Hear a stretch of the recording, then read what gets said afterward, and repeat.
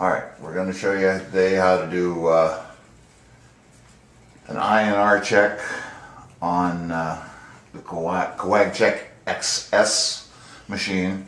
We're going to do a series of these so that you can figure out what you're doing if you're new to this. It's going to range depending on what you had to drink the day before. You need to make sure you drink a lot of water. It makes things a lot easier on you. Your body's able to get the blood out quicker. You also need to exercise a little bit in the morning. Don't do it first thing in the morning because your blood hasn't started pumping. You're obviously doing this because the doctor puts you on Warfarin and he wants to keep track of what your thickness or thinness of your blood is, and usually that's because of some condition like AFib or something like that. So that being said, basically what we have is a machine, strips, and what I use is the self-contained lancet because they're much easier for me to use. You simply take it, you twist off the top, which then arms it, and when you push that on your finger, then it pops, gives you excruciating pain, and then you get to pull the blood out of your finger.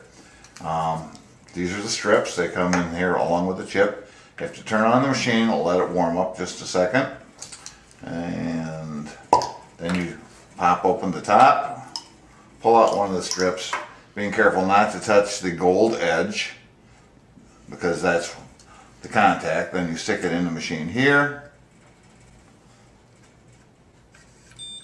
It will beep at you and it should give you a number. That number should match that number, which it does. So I put the right strip in the machine. And then we hit the M button, and then it's going to count itself down. It take anywhere from 25 to 35 seconds, again, depending on battery level, temperature. All those things affect how quickly this machine works. And once it comes on, it's going to give me approximately 179 seconds, which is almost 3 minutes, in which to deposit blood here on the little divot on the machine. I find it easier to have, my wife likes to help, so she's going to squeeze the blood on my finger because a lot of times it doesn't like to come out. I don't know if it's because I've been doing this for 3 or 4 years or just because I have bad blood. Okay, so you take your finger, find a spot, not on the side, but more towards the center, and you push down on this.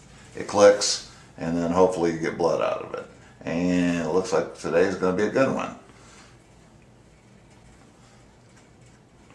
And then we turn it upside down, use another finger to guide it in, make the deposit, and then it should beep at me, which it did.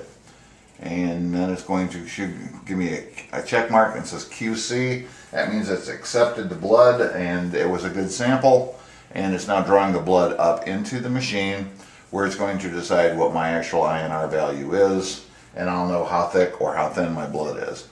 On mine, the doctor likes to keep me between 2.5 and 3.5, hopefully up closer to the top end because that's where I seem to function the best. And we'll see what happens here. It's taking a long time. Of course, it is cold out today. We're expecting some 3.6. I'm just a little bit high. That means that when this goes into my doctor, he's going to tell me probably to adjust my Coumadin levels to bring it back down within range. 3.6 does not concern me. Anything over 4 is cause for immediate concern for me, but at 3.6 I know he's going to tell me that I'm going to adjust my levels on what I'm taking or eat a salad, and this will be transmitted. I have to dial it in on the telephone. I'll be calling him, or we're calling the machine. The computer will then take the information, disseminate it, and fax a report over to my doctor, and he will give me a call, most likely sometime tomorrow, and tell me what to adjust to. And that's how you do INR check